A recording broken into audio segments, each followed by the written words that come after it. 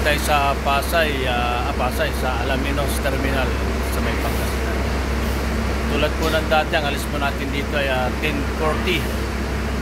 Mamaya alis na po ulit tayo at naman po mga pasero natin dyan, wait nyo na lang po kami sa daan at tayo po yan maya nandiyan na po sa lugar nito. Nagbaba po kami kahit saan sa edya na po.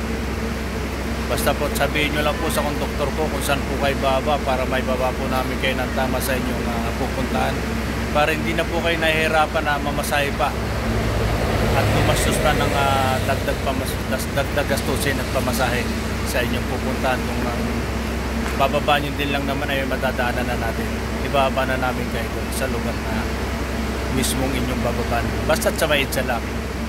Ano po mga kagulong, ayan.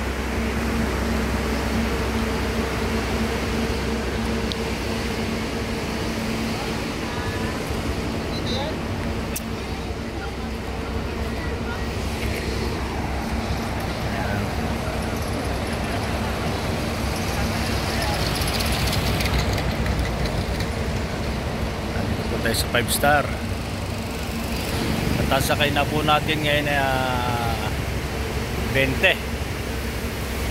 ng sakay natin po mga kagulong. Wait nyo na lang po kami mga kagulong sa daan at ganto na lang tayo ang gagawin natin at pasensya na po dahil hindi nyo na po kami makikita ng online.